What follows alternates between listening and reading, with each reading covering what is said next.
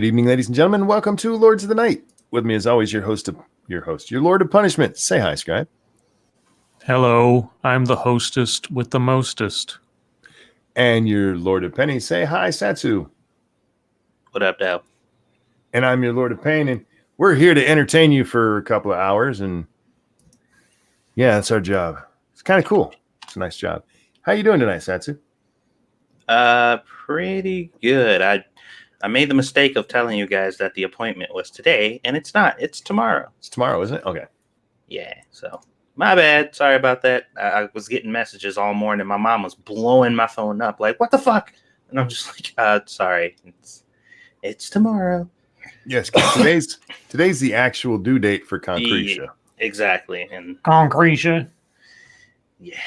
The Concretia. And yeah, Lady Monkey asked me today, they have a name for the baby, right? I'm like, yes, they have a name. She goes, it's not Concretia, right? I'm like, no. It's Squeetus. Then she said, what's the name? And I went, Concretia? Oh, jeez. I forget names. I told her it was very pretty, though, because I do remember it's a very pretty name.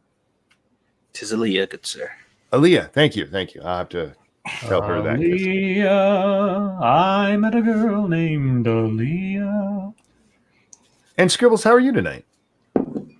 Doing all right. It was a very, very long day at work. I was done with everything on the usual time, and then I was called into a meeting that went on for about 2.5 hours. Most of it was boring and irrelevant, and then the last 30 minutes was very relevant and interesting for reasons I can't talk about, but it's good news. It's potentially good news for the company, but we won't know for 3 or 4 months, so who knows.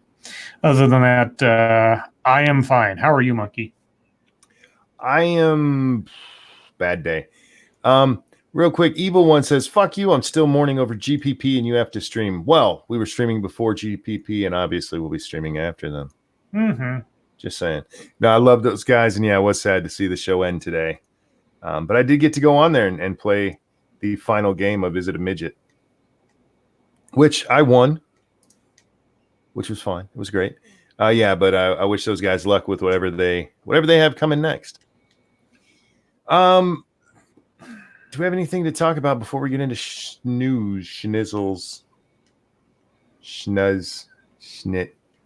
Besides Monkey Dick, Jim Jones, movies, video games, hit that like button and share our stuffs. Remind me to talk to you guys after the stream. Somebody remind me of that. Okay. Do we have anything else to share? No. Okay. No. Still no broken water, none of that. No, trust me. Yeah, if that happened, I don't think Satsu would be here right now. Yeah, you better not even like log out. You better just run. Yeah. We'll be like, we can't hear him in the back. So she'll be named Aaliyah Sense. No. Scribbles, what do we got for the news?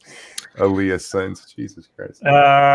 Well, given the title of the stream, I pulled up our favorite friend at CNN, Chris Eliza.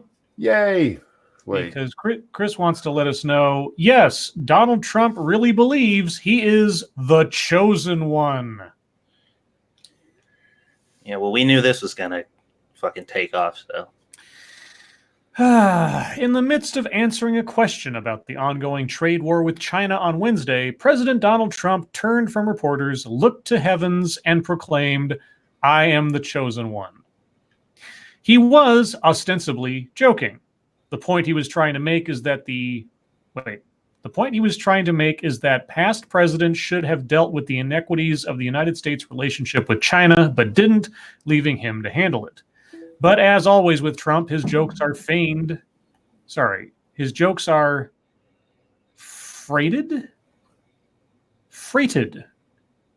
I haven't seen that word used in that way in quite a while, so maybe that's when my brain jumped over it. His jokes are freighted with what he believes to be lots and lots of truth. Two serious strains of Trump thought are at work in the chosen one moment. First, Trump does believe he is special and unique. Oh, so we're going into mind reading territory. Of course, none of this is exactly a surprise given what everyone knows of Trump's attitude over the last forever. Well, I mean, what kind of point is that to make, though? Like, what presidential candidate ran on, I'm like everyone else? Yeah, well, I mean, they'll tell you they're like every average Joe kind of thing, the kind of guy you'd like to have a beer with. But then, of course, they want to run for president and rule or not rule per se, but to be in charge of the most powerful nation on the planet. Okay, first, Trump does believe he is special and unique. In his defense, what? He's far from the first president or even presidential candidate to believe that. You think? As Beto O'Rourke famously / infamously told Vanity Fair in announcing his 2020 presidential campaign, quote, "Man, I'm just born to be in it," unquote. I'm reading it as it's written. Is that actually his quote? I don't know, but that's how it's typed out. I'm just born to be in it. Trump's view of himself as special, of course, didn't arrive when he got elected president in 2016. Yeah. While that stunning victory was perhaps the strongest evidence, in Trump's mind, of just how special and how much better he is, it's not as though he didn't think of himself that way prior to November 8th. Chris, what are you even trying to say here? Trump has an ego about himself. Have you paid attention to him since the 80s? Yes, you have. What is the point of this? Oh, okay, in the very next line. As he wrote in The Art of the Deal, when did that come out, Chris? Real quick, thank you, Reckless Trucker, who says, if Scribe doesn't have, he hasn't proved he's a man. If Scribe doesn't have... There's a mystery word missing. There's a word missing. Help me out there. You don't have to just do another thing. I'll just keep an eye out for it. If Scribe doesn't have, let's guess. What should that word be? Children? If I haven't had children, then I can't prove he's a man. A penis. Well, that would be. Well, it depends. Kids. I mean, he corrected it. Kids. Scribe doesn't have kids. Well, it depends. Did I perform self castration in a hotel room? Oh yeah, we read about that. I read about that one. Kids. If Scribe doesn't have kids, he hasn't proved he's a man. Okay. Well, then I guess I guess I haven't proved I'm a man then. Remember, guys aren't like women. We can have babies well into our 90s if we want to. Our sperm still makes or is made. It doesn't. It's not like the eggs. It's not like that gumball machine inside the women that eventually empties. We've talked about this on Monkey in the Morning. Okay. The Downsy eggs and all that. There's a whole series. I'm skimming through this, and it's just a series of recitations of here's instances and or examples wherein Trump thinks he's special, and this is just one more. But even though you admit he was being facetious when he made the comment. Well, that's okay. So 25th Amendment was hashtagging all over the place today because they were saying, "Oh, this proves Trump's crazy." No, he was making a joke.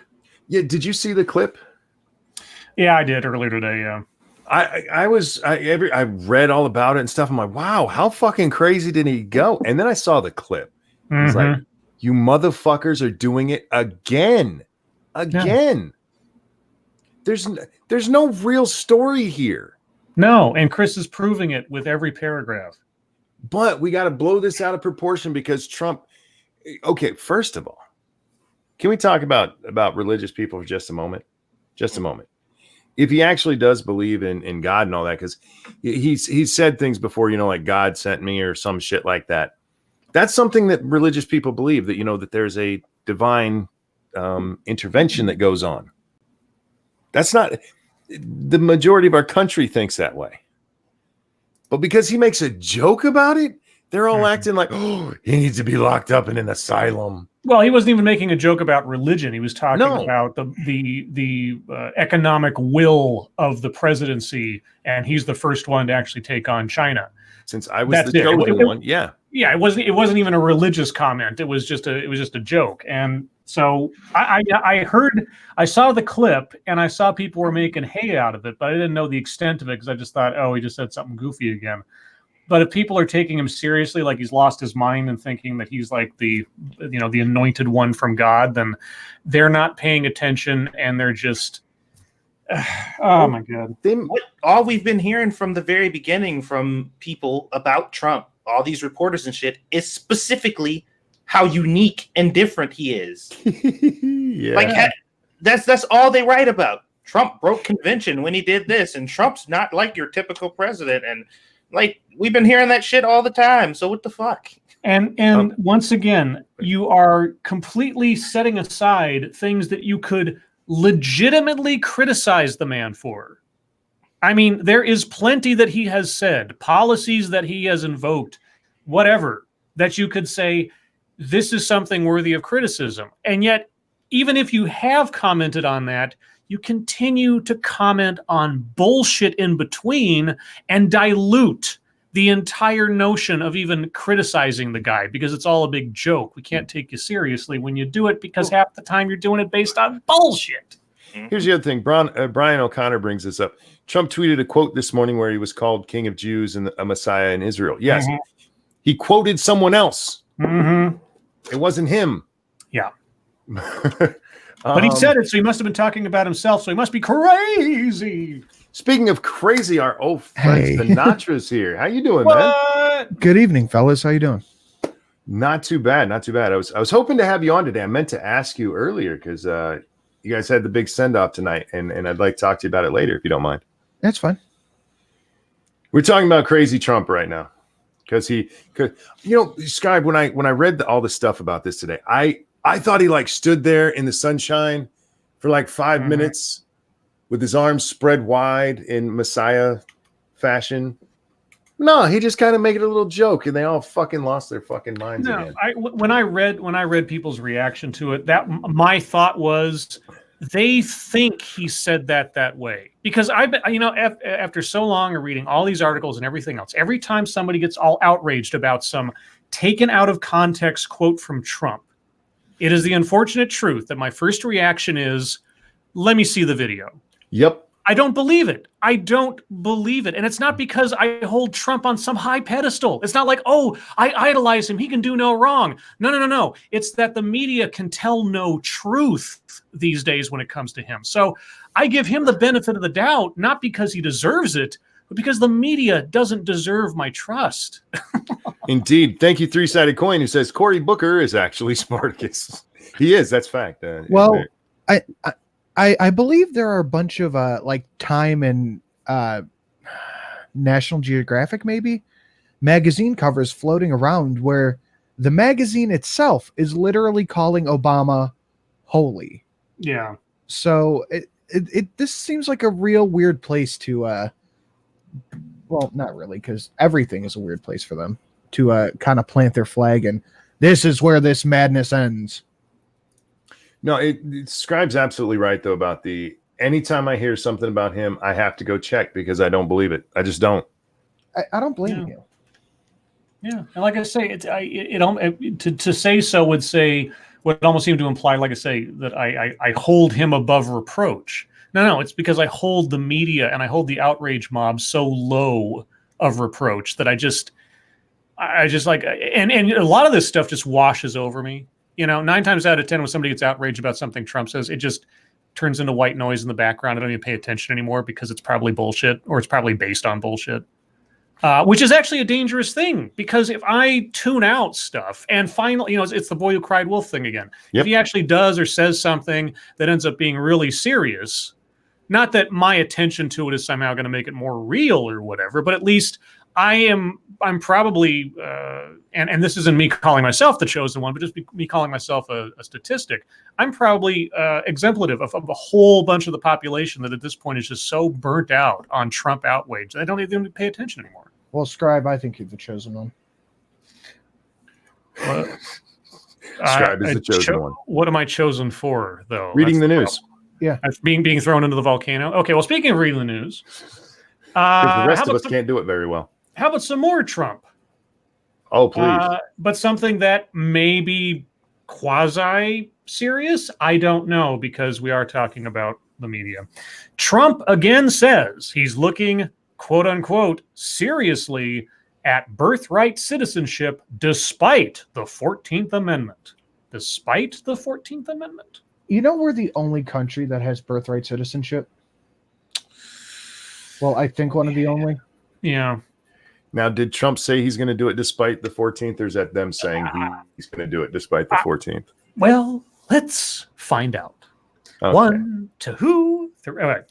President Donald Trump on Wednesday said he is, quote unquote, there are quotes around the word, seriously, considering ending U.S. birthright citizenship despite the fact that such a move would face immediate legal challenge and is at odds with Supreme Court precedent.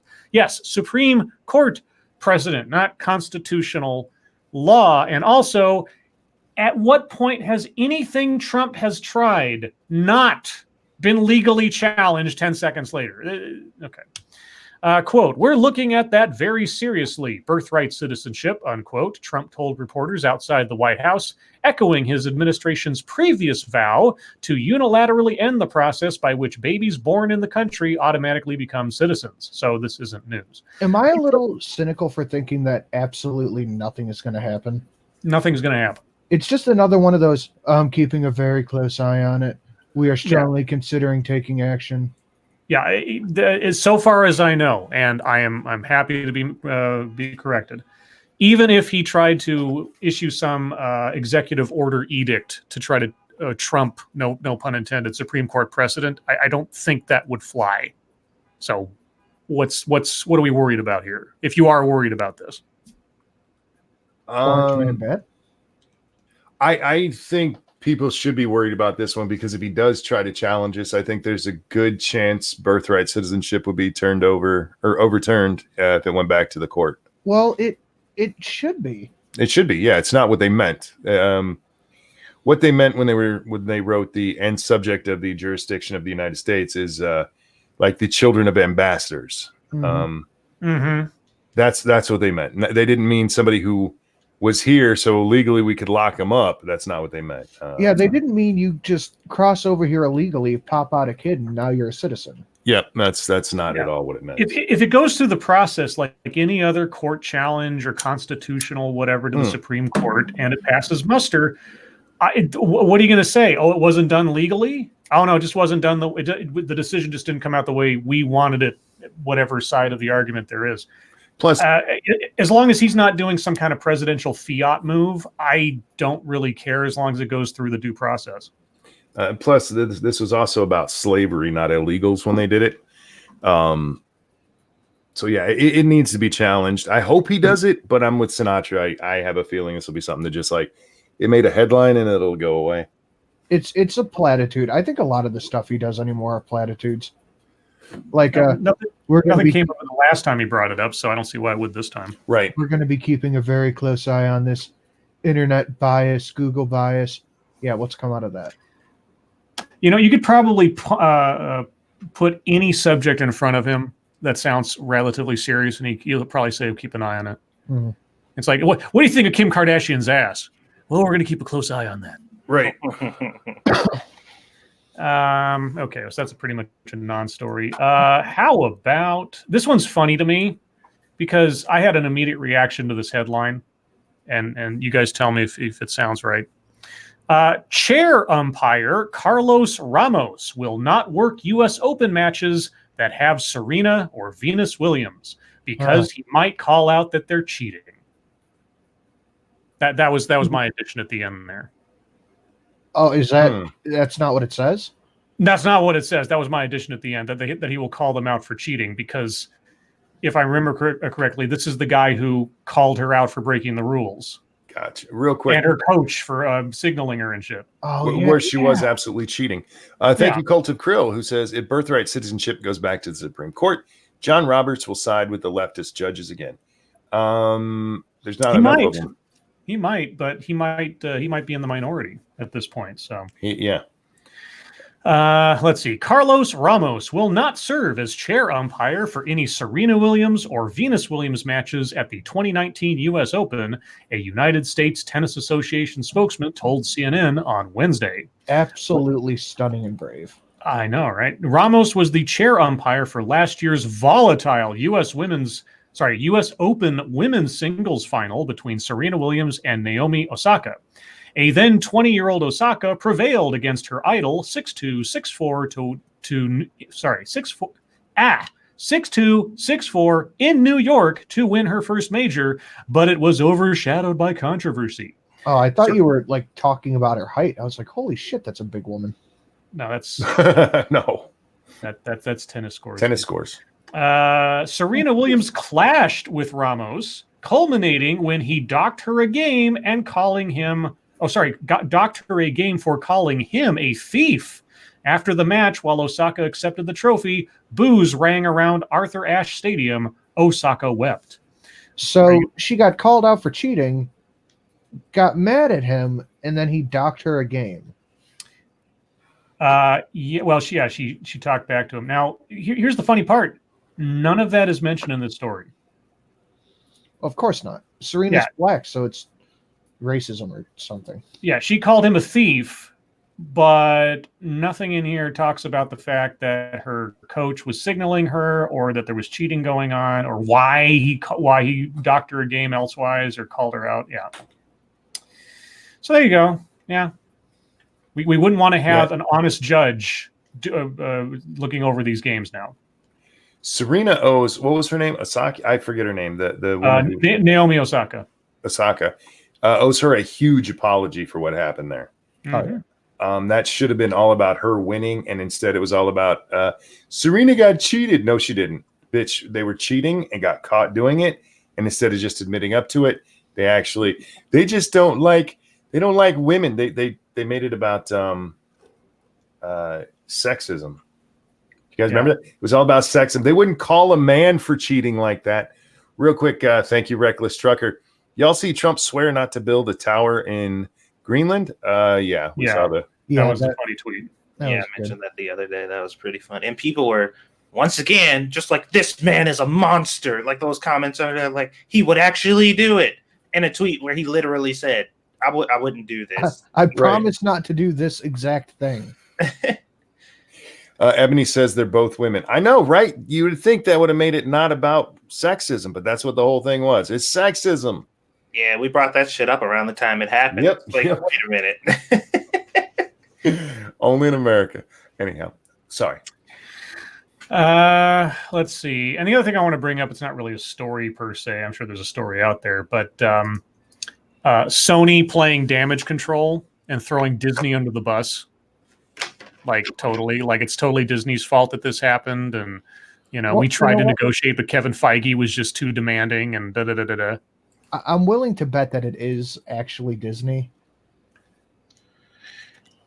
Did you guys see all those somebody put up a post of a whole bunch of comments that seemed to be in defense of Disney, and they were like almost like when you see review bombs, like some company used a bot to like put out a bunch of reviews or whatever to say that their game was either good or bad or something like that. Like they were like stock comments that like hundreds of them that people put out that all said the same thing, that were like in defense of Disney. It was weird. Well, I mean, so far as I understand it, and again, maybe it's changed or something, but Disney said, "Hey, we're only taking 5% of what these movies are making, but we're producing them. That's the licensing deal, so we can make use of the character, but Sony keeps 95% of everything. Given how the movies have been successful and we're doing all the heavy lifting, it's time for 50-50. And they're like, no. All right.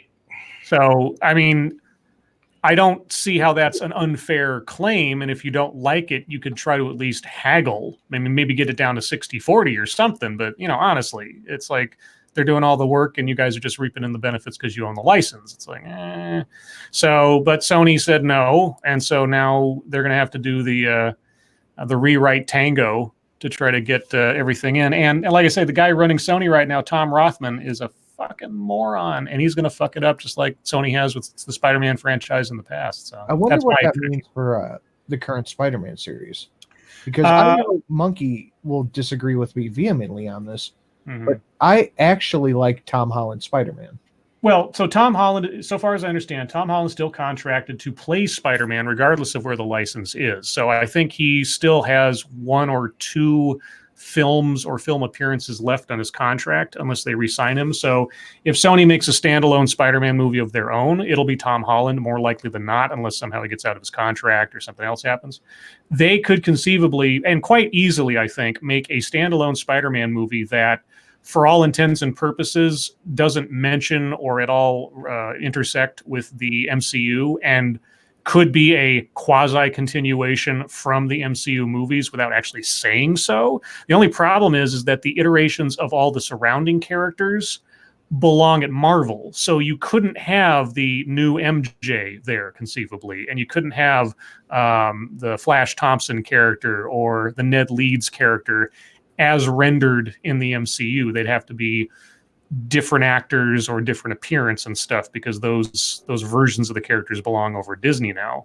That was part of the licensing deal that they got. So Sony would be able to retain the original looks and names and everything else. That's why MJ in the MCU wasn't Mary Jane Watson.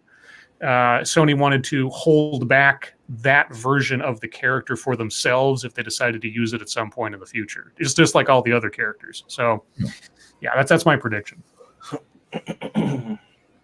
Interesting. I really hope they can do something, because people, and myself included, really did seem to like the Tom Holland character. So I liked him. So as far as like Spider-Mans go or Peter Parker's go, I think I liked him certainly more than Tobey Maguire. Andrew Garfield did a very good job being Peter Parker to a certain extent. I mean, given what he was handed to read as far as lines and do. I like Tom Holland because he's got that more sort of innocent, boyish look to him that makes it seem like Spider-Man's actually a teenager, except for when he's a CGI Greek god in that suit and everything. He is what I would assume Spider-Man to be. Yeah, I wish it was Spider-Man without the super suit. That's all. The super suit is, like Monkey said several times, anybody could be Spider-Man if they have the Iron Man super suit. It should be a suit that he is making himself and has to maintain himself and ends up getting battle damaged all the time. That was part of the charm of Spider-Man, is he was a homemade superhero. He wasn't a super technological, relying on somebody else, whatever. He made everything himself. His web shooters, the web fluid, the outfit, the whole 9 yards. He was completely self-reliant. And the first movie in the Spider-Man series from Marvel showed that he wasn't. And that took a lot away from the character. Well, he no, never mind. What? I was going to say he made his web thing, didn't he? But no, he didn't. Well, the original, before Tony Stark showed up, he had that sweatpants hoodie outfit that he made that you saw, the original sort of goggled version of the Spider-Man costume, which was fine. I mean, I thought that was very clever. And I thought maybe that what I had hoped was that he'd have the super suit for that first movie, and then by the end of it, he'd realize how much he was relying on the super suit, give it up, and then make his own homemade one that looks like it, but doesn't have all the gadgets and doohickeys. That didn't happen, obviously, so that went out the window. Now, the one thing I do want to talk about is Sony was still the one paying for these movies. Yeah, they were the ones. They covered the bottom line on the Spider-Man ones, not the Affinity or Infinity War and those two. But, right. The actual Spider-Man films, Sony paid for everything, and then Marvel got a big cut off first day earnings. And what Marvel was saying is, look, we'll go 50-50 on both covering the cost and splitting the right, the which thing. seemed fair. But does it? I mean, right now Sony's already covering all the costs, and Marvel's just getting like, hey, we throw our name on it. Yeah, and they got 95% of the return. Yeah, because they were paying for it all. Yeah, and so Marvel's like, we'll go in halvesies. Yeah. And like I said, if they didn't haggle, at least like go 60-40 or something else, because Far From Home made how much money, and the first Spider-Man movie made how much money, and how much more is there going to be? But Sony thinks they can do it all their own and take out the middleman. Like, okay, well, that is their, as far as I know, that's their prerogative to do. Yep. And if they fuck it up, it's going to be their fuck up. And if we ever see Spider-Man in the MCU again, it's going to be a long time down the road, or when Disney buys Sony. True. I'm actually looking forward to it going back to Sony, because they're going to have to get rid of all of that Iron Spider crap. Yeah. Because that's all Tony Stark merchandise. So everything that they'll have to go back to basics probably. So in that sense, maybe it'll be a better, more true version of the character. But again, given Sony's track record with making Spider-Man movies, we'll see. Hey, I know you guys probably want to move on, but Scribe, I have one question regarding that. Was there ever a point throughout the series where he had a suit that he talked to that like gave him, direction? Well, he was granted a Iron Spider outfit in the Civil War storyline from Tony Stark, except that suit was red and golden colored and had like spider legs on the back that helped him walk around and stuff. So a little bit Dr. Octopus. Right. I don't recall it having an AI embedded in it, but it may have. He's had different like various non-cloth suits in the past. He's had like an armored suit that he used at one point to fight a specific villain, but he made it himself and all that kind of stuff. So they've given him suits that could have AI or other gadgets in it before, but 95% of the time he's always in his basic like cloth spider suit. Mm-hmm. Gotcha. And at the very least, he should start that way. Just Yeah. throwing that out there. Anyhow, At least for one whole movie. did we have any other movies? Or movies? Movies? Yes, we got plenty of movies. You want to talk movies? I can talk movies. Any other news? Oh, no. Yeah, you got me all excited to talk movies too. Well, We can talk movies later. Yeah. Right now, it's time to move on to MSS News. Ladies and gentlemen, if there's a story you'd like us to take a look at, hit us up at the hashtag MSS News over on the Twitter machine. We can't get to them all, but that's just because Tom Holland's Spider-Man sucks. Scribe? Well, the MCU Spider-Man sucks. Tom Holland could still be a really good Spider-Man. Tom Holland sucks. Only if you ask nice. Okay. Look, this one, Tom Holland makes a good Spider-Man. I don't like him as Peter my at all. God! Jay Inslee's dropping out of the race. The most boring man on the planet is dropping out of the presidential race. Who's dropping out? Jay Inslee, the governor of Washington, the guy who the few times I heard him talk, I was just like, you sound like an adult, like one of the adults in the Peanuts cartoons. Wah, wah, wah, wah, wah, wah. I can't even get a mental picture of who this person is. If I remember right, he was gray hair, kind of tall, and just boring. And the original Shroom just lets us know. Breaking news from 16 minutes ago. Washington Governor Jay Inslee says he is dropping out of the crowded 2020. That's how the tweet is written, by the way. Dropping out of the crowded 2020 Democratic presidential race. So I dropped a link to the tweet in chat. If you pull it up, there's a picture of him there. All right. Moving on. This one comes from Frosted Glass. We can't trust police to protect us from racist violence. They contribute to it. Okay. As mass violence continues, who's doing the mass violence, by the way? Many of us have become rightfully afraid for the people we love. Obviously. Now, we want justice, but we also want protection. Use Trojan. Oh, sorry. No. So what are the solutions we're hearing about following this month's violence? One idea we must reject is the idea of trusting law enforcement to protect us from white nationalist violence, given how much they contribute to it. If people in law enforcement want to be seen as experts on defeating white nationalism, shouldn't they have to get rid of all the white nationalists in their own ranks first? What? I guess so. White nationalists pervade law enforcement. There is a long history of the military, police, and other authorities supporting, protecting, or even being members of white supremacy groups. But it's not just history. It was revealed last week that a black man in Michigan came upon KKK materials and Confederate flags in plain view while being shown a home for sale, the home of a police officer on the force for more than 20 years who shot and killed a black man in 2009 without consequence. Hadn't heard that story. There's What? a link. Wait, he shot and killed a black man without consequence. That's kind of vague. I wish I could read the story, but it's Washington Post, and they blocked me from reading any more stories this month. Okay, What? so anyway, this goes on a long time, but all the police are infected with white nationalists, so we can't trust the police to defend us from white nationalist violence. So who should we trust? I'm looking. I don't know that there's a suggestion here as to what the alternative is. So, yeah. What? Fighting white nationalist violence means doubling down on our fight for police accountability.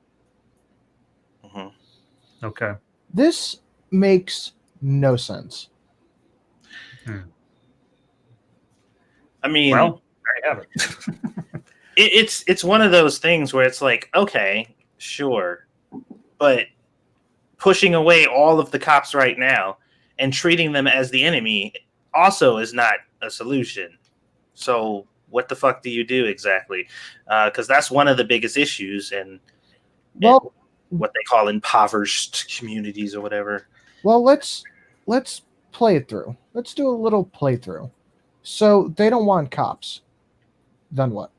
Well, okay, so I've actually done a couple of videos on this in the past. So the the new abolitionist movement, as they call it, is literally the movement to abolish the police. So when you hear somebody talking about the new abolitionist movement, they're talking about abolishing law enforcement. What's going to replace law enforcement? Well, it is variously stated that what will replace law enforcement are community justice squads or teams, depending on which person's talking. And I'm not making this up. I am not making this up. So basically, the people that know best how to police particular communities are people from those communities, because they have an on-the-ground understanding of the life and the ins and outs and the vicissitudes of what's going on in community, and they can best determine how to respond when there's an emergency. Well, And go ahead. Sorry. I was going to say, and when I did a video on this and the lady was talking about that, I was like, oh, and she was talking about how in her own little world or whatever, they had agreements, or there were unwritten agreements from churches and mosques and communities of immigrants and communities of color that they wouldn't even call the police and get them involved when something went wrong, so they could handle it themselves. And I'm like, so wait, you're going to have a police force from the church for the church. You're going to have a police force from the mosque for the mosque. You're going to have a police force for the immigrants, from the immigrants for the immigrants, etc. Under what rules are the mosque police going to operate versus the church police? And how does that go with the immigrant police? Anyway. I also want to remind you guys that this is coming from people who often never see anything when it happens in their neighborhood. Mm-hmm. Yeah, I didn't see shit. I definitely did not see him stab that dude 6 times and then throw him in a dumpster and then drive off while sipping some Starbucks. I didn't see that at all. Well, yeah, and the police solve nothing here. The police don't solve anything in our neighborhood. By the way, I'm not going to tell you nothing. I went because I have a subscription to the Washington Post, so I looked this up. That shooting, the police officer was chasing somebody and they ended up scuffling, and the guy, let's see, Anderson is the police officer. Johnson's the man who was killed.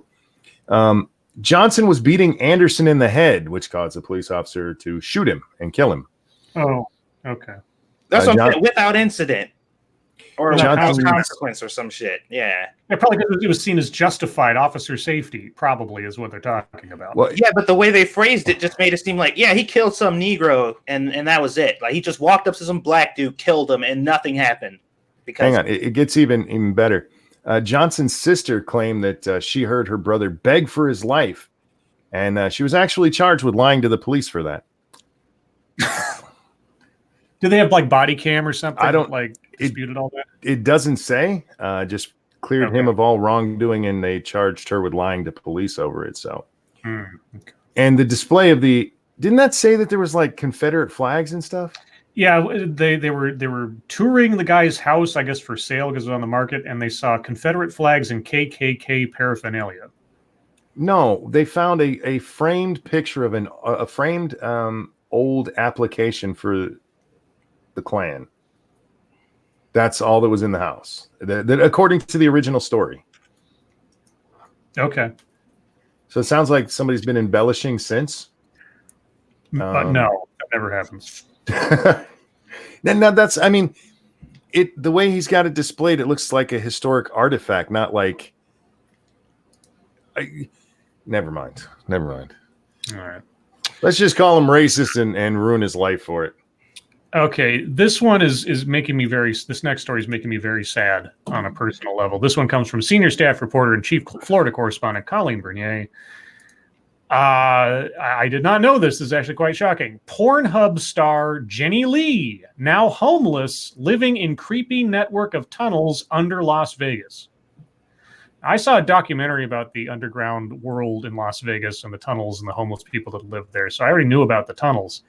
Jenny Lee, oh my God, this is really sad if this is true, because she was hot. I love Jenny Lee back in the day. Well, they have a picture of her smiling in this. Yeah, I know, and that How bad? Meth. It's never bad. once. Yeah, this is if she. Granted, somebody that's completely out of makeup that you've only ever seen like made up and everything. Usually they look a lot different. She doesn't even look like herself. One of the world's most successful porn stars is now homeless and living in a nightmarish network of pitch black tunnels beneath the glamorous Las Vegas Strip.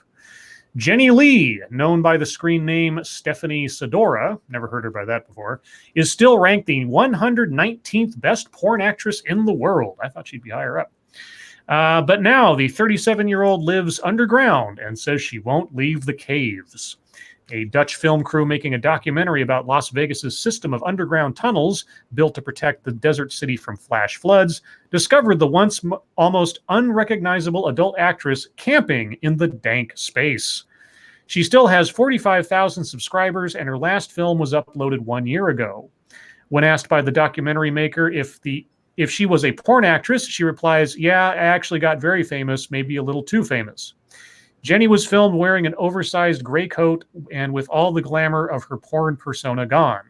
She continued, quote, "I should still be top 100 on some list somewhere," rolling her eyes. "I used to be so hot," she giggles. But Jenny insists she's happy living underground. "I have everything I need here," she says.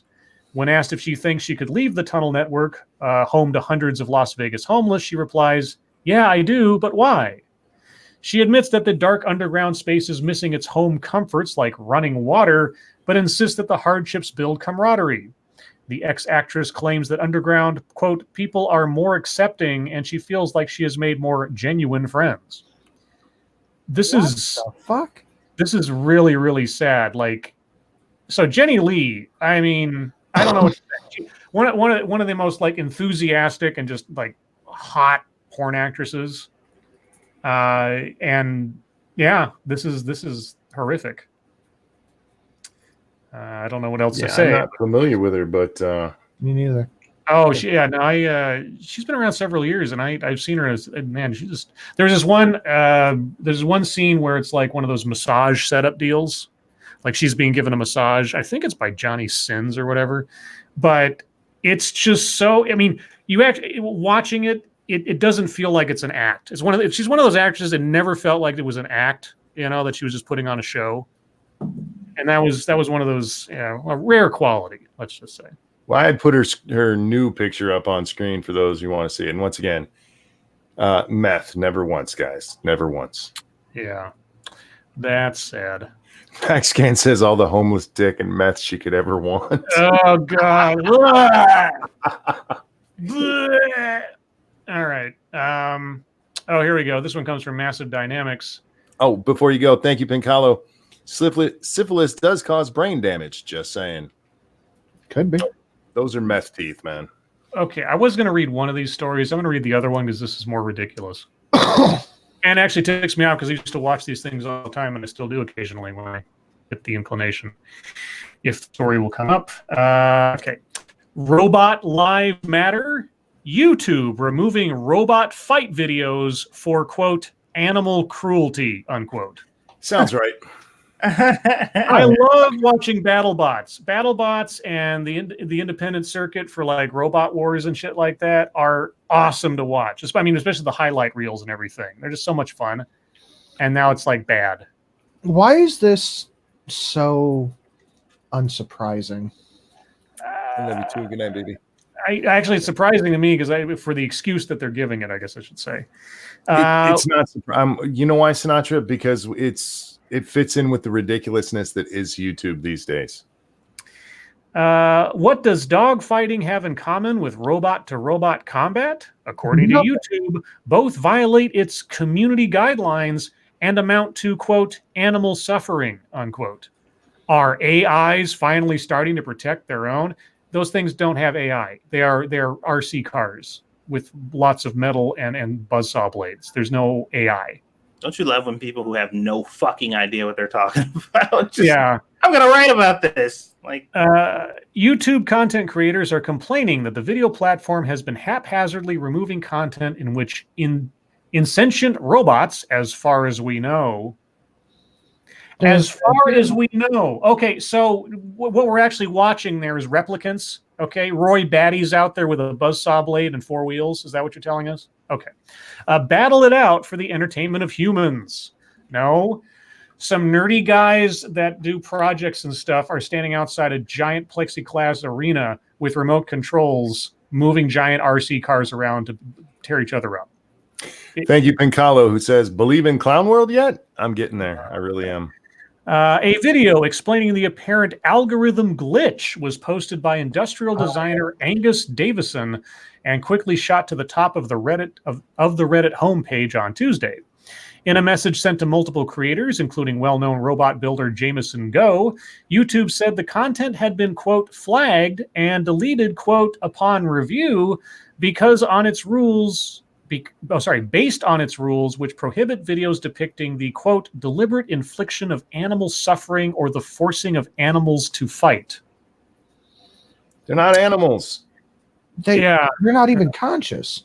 Yeah, they're not animals. They're not AIs. They have no sentience. They are glorified RC cars. That's not even me making something up. That is what it is. It's glorified RC cars.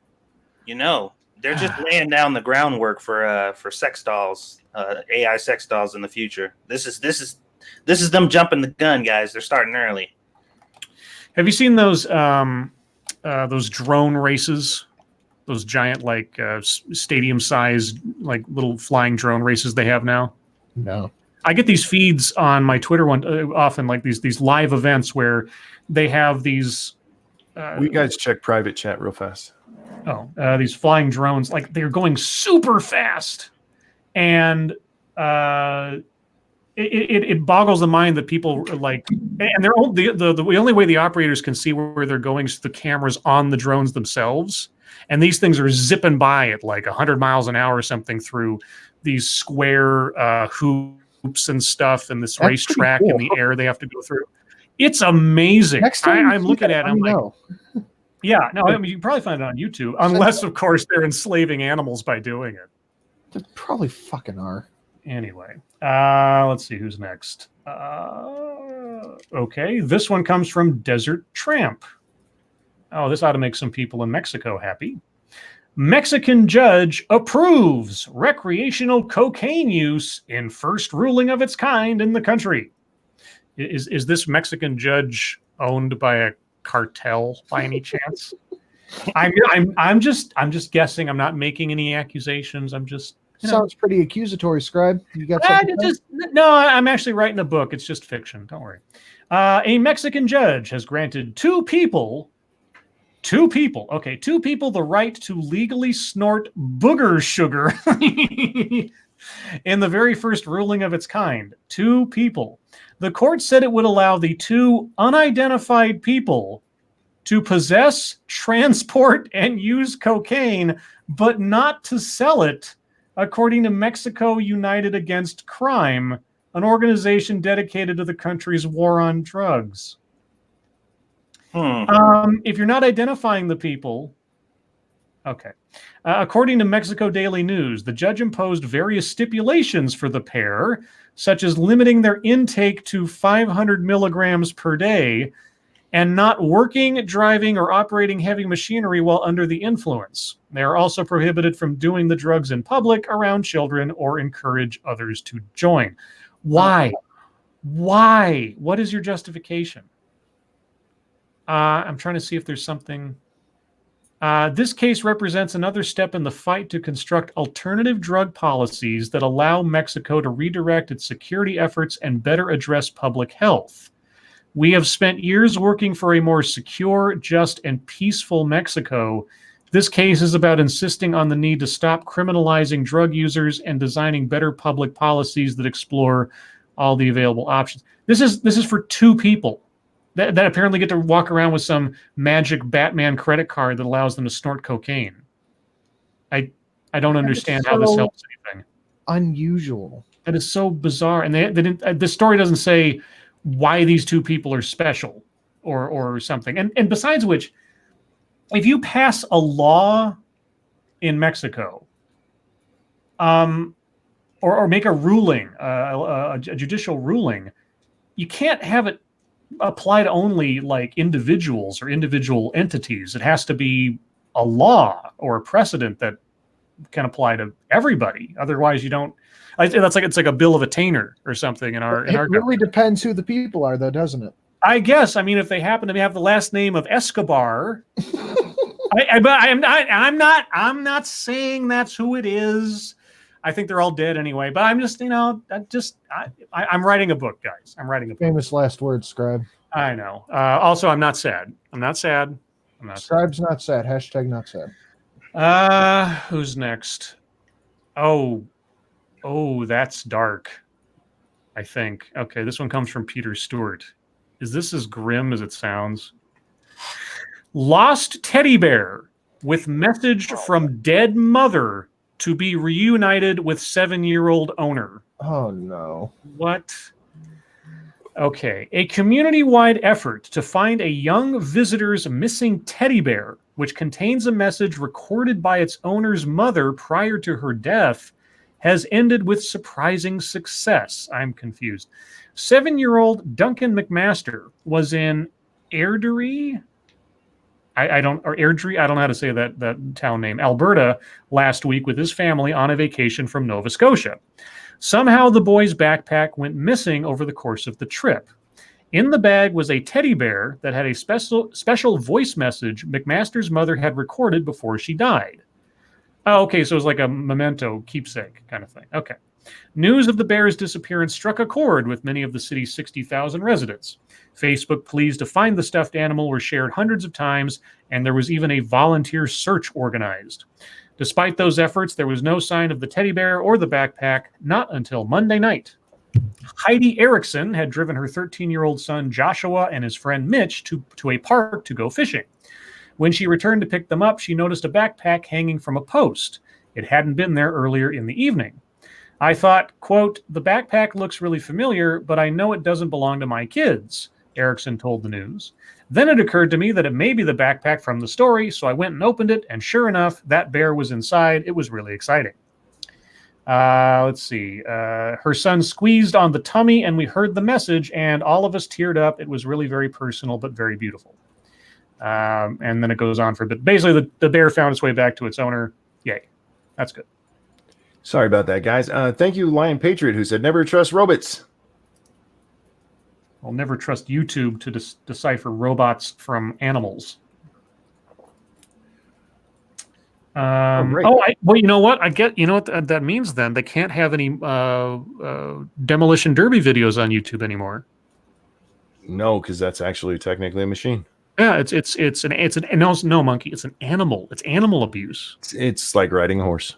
Yeah. Robots have more rights than women. Jeez. Well, Yeah. What? What was that, Satsu? Huh? What did you just say? Nothing. Okay. I'm confused, so I'm going to move on. I think Satsu just said robots have more rights than women. No, no, you're totally mistaken. No. Yeah, you're hallucinating, dude. Dude, what the hell? Yeah, All right, I'm writing a book. Okay, I'm writing a book. Let's see. How many more you want me to do, Monkey? Let's wrap it up there, actually. Okay. And, move, guys. Thank you so much for the submissions to MSS News. I appreciate it. It gives us something to talk about for a little while. But now we have something else to talk about. YouTube time. Yay! Hey, Satsu, have you destroyed any robots on YouTube recently? Well, I had planned on it, but guess I can't anymore. Yeah. No, I did edit a video that I'm gonna upload tomorrow. It's a cooking video. I finished it. Probably get it done later on in the day because me and Squishy have that doctor's appointment. Stupid fucking early in the morning. Squishy and I. Whatever. So Wow. Okay. English major much? No. Yeah, no, I can tell. So we're gonna go take care of that, and I'll keep you guys posted and let you know what the deal is gonna be if they decide to induce or not. Yeah, today was supposed to be the big day, wasn't it? Yeah, today was our due date, and Well, thank you, little sweetest, for not being a birthday stealer. well, she is like, I don't know what the hell is going on in there, but she's been doing gymnastics, and then I'm watching Squishy's belly. You see her, little feet kicking, and every now and then you'll see that she's literally doing full shifts from like one side of her stomach to the other. And I'm not kidding. She's trying to get upside down so she can just slide right out. Mhm. apparently, well, she should already be upside down unless something is horribly wrong. So let's hope that is already the case. But yeah, Squishy is ready to get this done. So like I said, we're gonna go handle that, and I'll let you guys know what's up. But yeah, that's it. I just edited a video today and got it ready to be uploaded tomorrow, and that was it. Alrighty, and I didn't do anything. I didn't even do a monkey in the morning. So the only thing I did was appear on Ghost Poo for a few minutes. Mm-hmm. Speaking of Ghost Poo, Sinatra, what you been up to? I put out a new creepypasta and video today, and this was the final episode of the Ghost Poo podcast tonight. Drunken Uncle hosted it, so it went for it was only supposed to be 3 hours, but it ended up going for almost 4. And we went through the favorite articles, we played our games. It was a really good time. It's sad to see the show end, but the black guy had to go get a job, so. Ain't that fucked up? The black guy got a job. The 2 white guys are sitting around. Oh shit. Drunkle has a job. Yeah, that's what he says. What, sitting in Foreign the don't fruit count. aisle? What'd you say, Scribe? I said, what job does he have? Sitting in the fruit aisle? Oh, Because he's a pineapple. Yeah, I'm funny. But yeah, that was about it. Which brings us to Scribbles. What you did? Well, I found a video from. Well, it's published by like some division of Yale University, and it's some lady talking about business and diversity, if you can believe it. It's a very interesting little short promo video about her business or whatever, because she talks about how, she grew up in a community that had people from all over the world and this, that, and the other thing, and it was really great. And now my phone's ringing, but I'm going to ignore it. Except I can't. I'll be back. Do you guys even still have house phones? I don't anymore. No. We finally got rid of ours. We had ours for about 3 years where we never used it. We just had such a great phone number. We didn't want to get rid of it just in case, Oh, what was it? Well, where I live, I'll tell you the last 4 digits were 8888. Okay. That sounds like my phone number. I have a very unique phone number that I don't want to get rid of. All right. So where was I? Okay. So a lady from Yale or whatever, she's talking about her business and the importance of diversity and everything. And then right in the middle of it, she says, now, I believe in equal opportunity. So, hiring people not on the basis of their race or gender or anything else, but on their ability is the important thing. And I'm like, well, it's good of you to say that, given that it's the law. It also kind of flies in the face of everything you've said for the last 2 minutes, but okay. And then she goes on to talk about how she wants to. The problem is that there's a statistical disparity in how many women are in the workforce in this particular section of the workforce versus when she was coming into it 30 years ago into leadership and this, that, and the other thing. It hasn't gone up fast enough. It should be at 50% by now. And she says, so really what we need to do is change the mind of the people in charge, because diversity, it's the right thing to do. And I'm like, whoa. Wait a second. You said a minute ago that, you have to hire on the basis of someone's merit and not on the basis of race, gender, etc. But now you're saying that diversity is a moral imperative, which means that you're going to have to consider their race, gender, etc. to meet this mystical equality that you're looking for. You've just completely reversed yourself within a minute. And it reminds me of a CNN article. Reckless Trucker, thank you so much. Who says watching Satsu to speak proper English is racist? Scribe.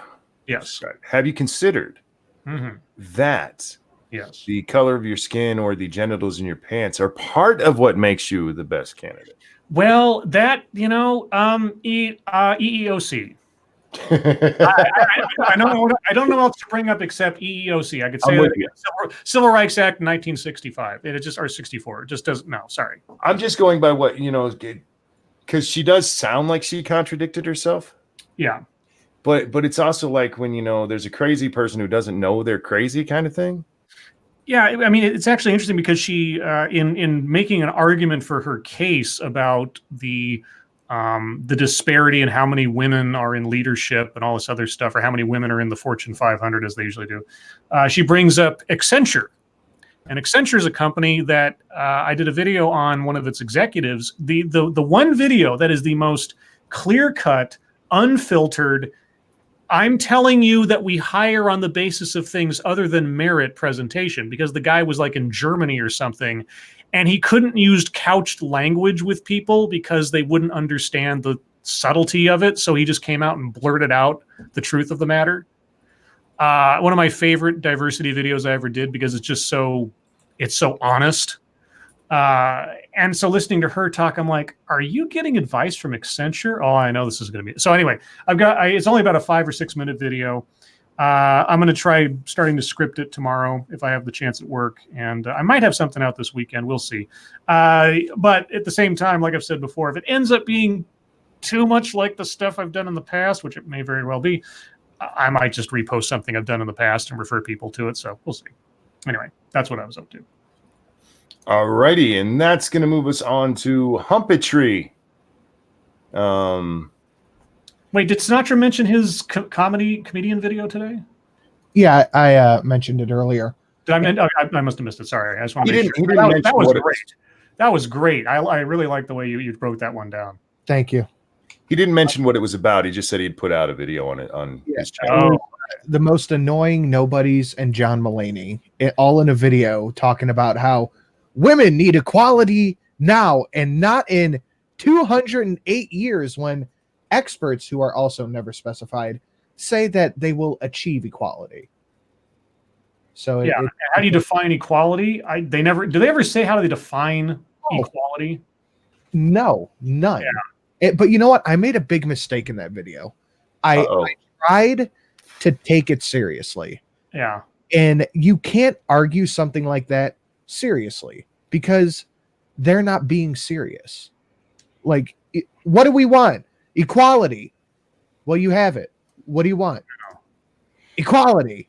All right. I thought the mistake was when you said name a right a woman has that a man does not, and it should have been name a right a man has the woman does not. And I think that, I don't know if that was intentional or not, but that was kind of. That wasn't, but good catch. Well, I'm picky. What can I tell you? They also know that what they're arguing for is completely unattainable, because that equality imbalance could literally be knocked out of whack the moment another little girl is born into the world, or some shit like that. Like, true, absolute equality amongst all genders and races is not an actual thing that could actually happen. First of all, because America is such a fucking melting pot, and when they say equality, blacks need equality, and they're like 50-50 with whites. I'm like, well, what about Mexicans? Okay, well, 33. What about Arabs? Then it needs to be, it's like, okay, well, we're going to have to go metric on this shit. You do realize that there are fucking almost hundreds of different, diverse groups of people that represent all kinds of groups in this place. And to get true equality, which is the word that you are using, equality, we'd have to do some crazy shit. I think you're right. I don't think they know what equality is. I don't think they know what they want. It's like that old meme. Who are we? Women. What do we want? We don't know. When do we want it? Now. Yeah. Well, if you want to, there's a great little story. I think if I remember correctly, I think it's Kurt Vonnegut. I could be mistaken, but it's called Harrison Bergeron. And it imagines a world where everyone is equal because everyone has been fitted with crazy contraptions and modifications so that no one is stronger than anyone else. No one is taller than anyone else. Everyone looks the same. The whole 9 yards, like it is a physical representation of making everyone absolutely equal.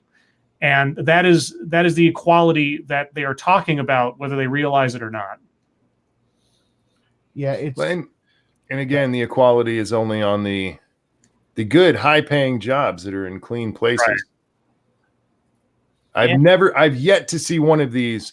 We need equal representation in underground sanitation work. It's always Fortune 500. Ain't it amazing? There's only a small percentage of Fortune 500 CEOs. And I'm like, wait a second.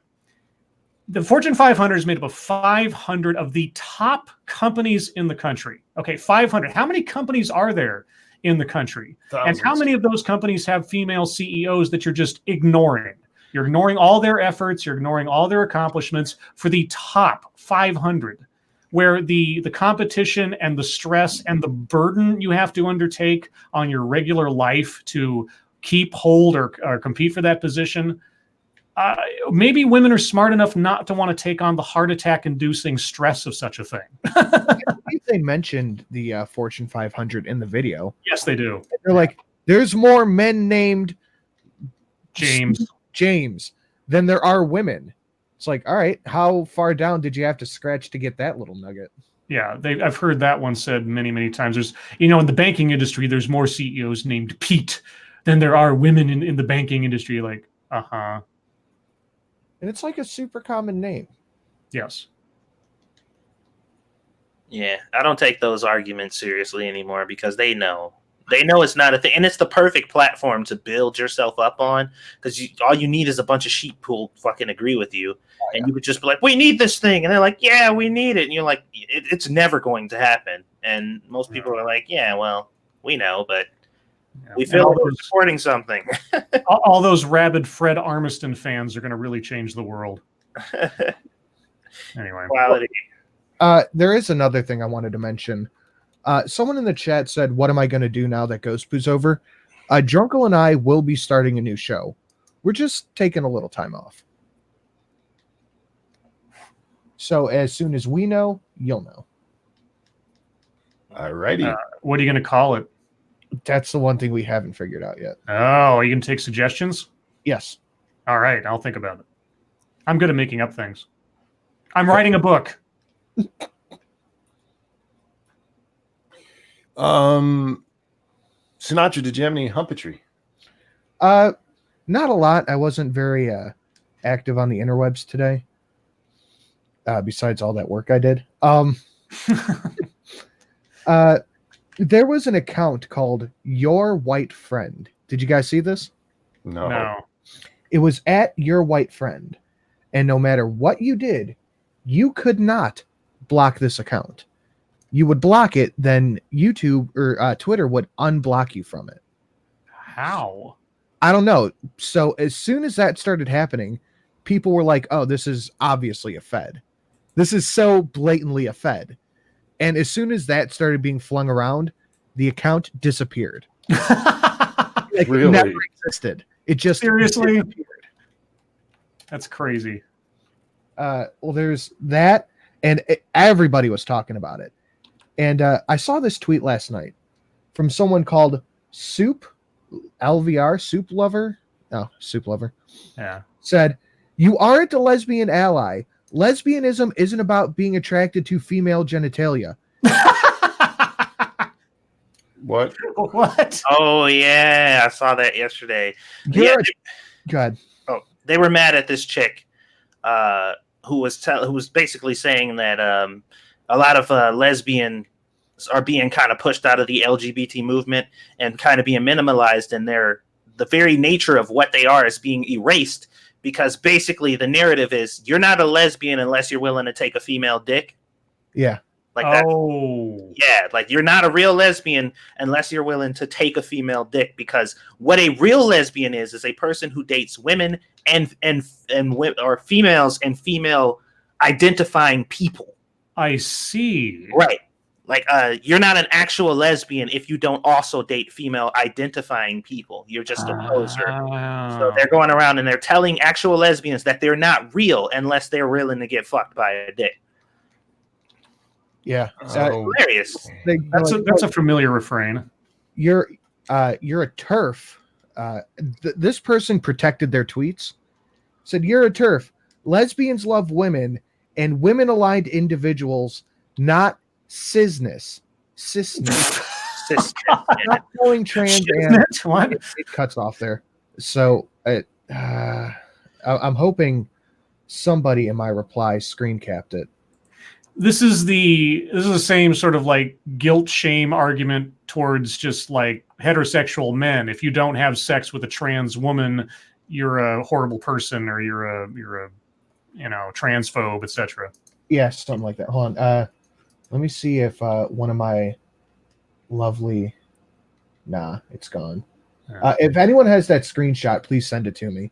And I replied to it, and I was like, I gotta find that. Another trans woman parading as a lesbian and shaming women for not wanting to bang them. Mhm. What a creep! Because that is really fucking creepy. How can you call yourself a lesbian ally if you won't fucking suck my man dick, my woman dick? Can you imagine? Imagine succeeding in guilting someone into fucking you using that argument. Can you imagine how gross an idea that actually is? That's right. It's like, ugh. It's for the sake of trans acceptance. I'm going to use it on my wife and see what happens. What are you going to tell her? That you're a man? If you don't have sex with me, then you're a heterophobe. No. If you don't have sex with me, you're what's the being afraid of people who are crippled? Ableist. Cripophobe. Okay. Ableist. Wait, cripophobe. Wait. No. Cripophobes are bloods, yo.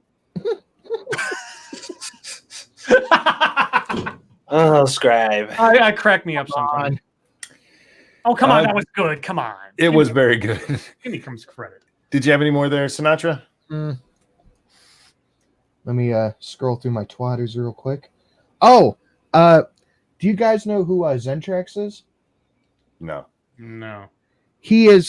He used to clip the Bloodsport stuff, but he's since kind of gone on and started doing his own thing, and he covers mostly new stuff.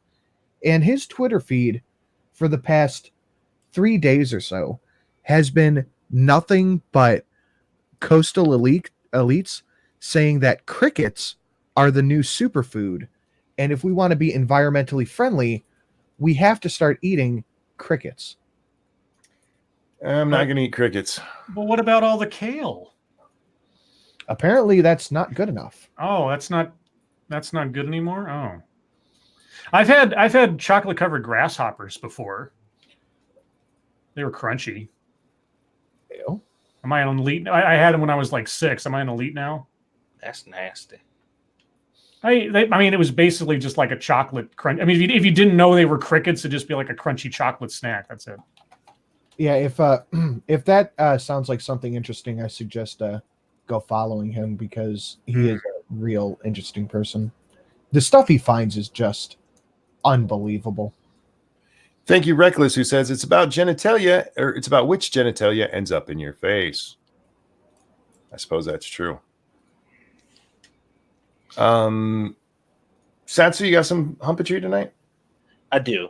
In regards to the comment that Sinatra was talking about with that whole feed was pretty interesting, because it was just like a bunch of lesbians trying to defend themselves for their lifestyle, like, which is weird. Like it's an observation that I have noticed, that the trans people have kind of infiltrated this LGBT movement thing, and they've stepped in order to, have some type of partnership with what appears to be marginalized people. But they've gotten to this group and started marginalizing the people who are already in it, Mm-hmm. which is like hilarious to me. Whereas it's super strange because, like I said, if you look at the arguments, you really put them into perspective. Like what this person is saying, he's like, yeah, if you don't let me put my dick inside you, you're not a real lesbian because I'm a woman.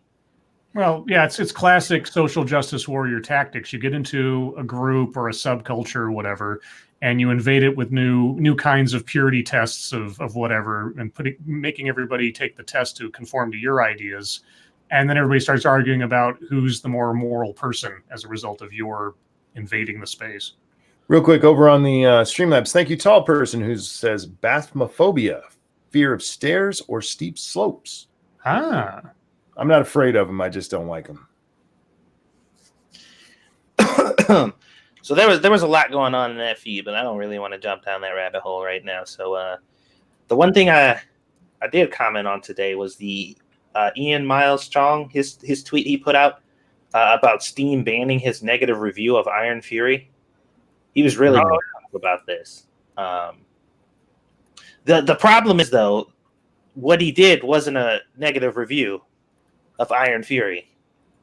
Like, it wasn't at all. There was nothing in there that said anything about the game or why he didn't like it. It was straight up criticisms of the companies and the devs and accusations of whatever it is they did and why they chose to do it, which is objectively not a game review.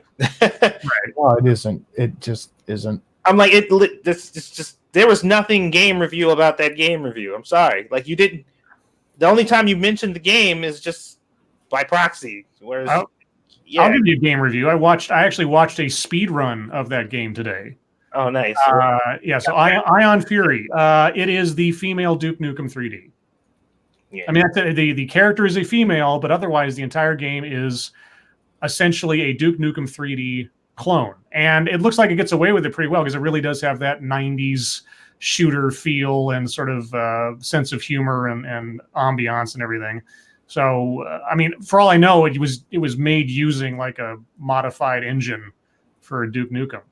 Now, the controversy over the game, I read about that too, and it's ridiculous. Some devs were talking on a Discord making fun of social justice warriors and how crazy they are. And then there's apparently some in-game like rare items or something named after things that are vaguely offensive to people, and that was awful.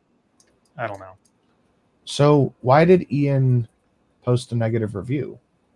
To criticize the company. Like let me see if I can share this. He does what so many people do when they don't like what a company does. Instead of just going and finding somewhere to bitch about the company, he goes and downvotes the game. If he actually doesn't like the game, that's one thing, but then make it about gameplay. Make it about whether the game is fun. Not, oh my God, I don't like what this company did. And that was the point that I made, because I was like, if you played the game and you didn't like it, fine. Like that's totally fine. But you literally did a game review and said, "Oh, how dare they ban me for making a review about their shitty game?" And I'm like, you didn't though. You didn't mention the game at all. Like there was nothing about the game that you said you didn't like. You literally just said the company does these things, so they won't get my money.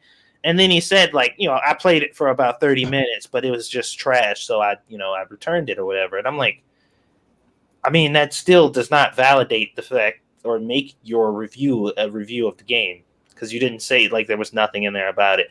I shared it in the chat, guys, if you want to see what he actually said. But I'm just like, yeah, dude. And also, I thought we were against cancel culture. Like, I thought that was something we weren't. I mean, and I won't say that choosing yourself to not buy a game is not, participating in what we consider cancel culture. That's just you making a decision. I'm not going to support this because I don't want to. But I mean, you're like publicly putting out the fact that, this company shouldn't be supported and what they did and reasons. I'm like, I don't know, man. You didn't even play half an hour of the game. Yeah, I'm just like, I don't know. I'm looking at his review right. Ian, fuck off. This is the kind of shit that pisses me off on Steam and stuff. Look, if you don't like the company, that's great. But don't downvote a game because you don't like the company. That's crap.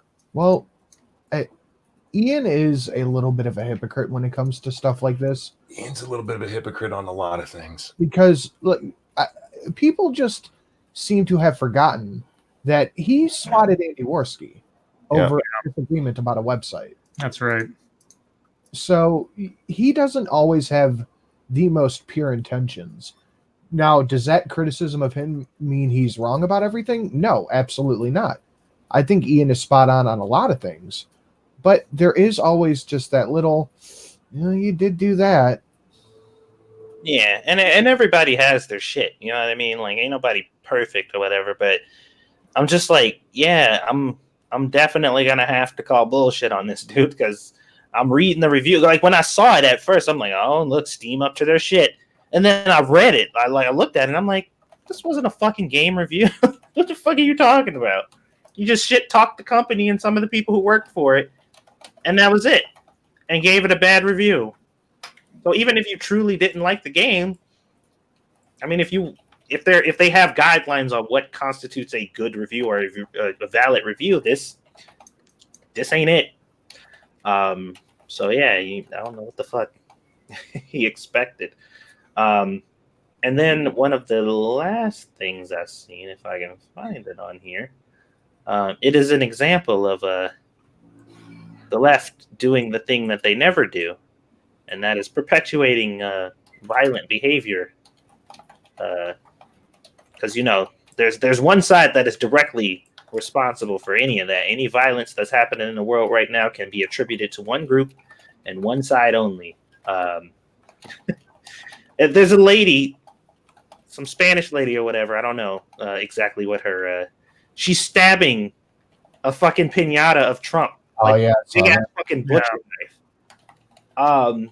And they're just like laughing and joking about it or whatever. And I'm like, look, I'm not offended by this really. Like, to be perfectly, I'm just like, okay, whatever. If that's what you want to do, that's how you want to express your feelings against Trump, that's fine. It don't hurt my feelings at all. But I mean, we are pushing a narrative right now, currently in the mainstream media, that the left are the innocents. They would never push anything horrible like that. Or whenever we have to talk about violent rhetoric being pushed around, that's 100% Trump's fault. And the alt-right, like, the left and Antifa are trying to fight that. So I'm like, if we're still pretending that that's a thing, then I can't overlook this.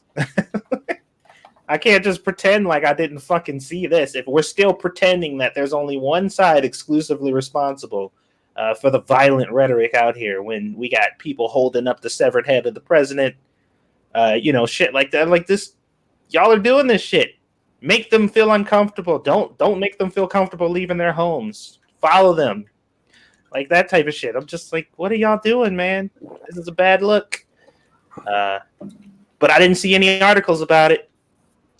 Didn't see any media's writing about it or talking about it or anything. It's just a thing that happened that apparently isn't newsworthy. So if that had been a piñata of AOC, oh yeah, it would have been forever.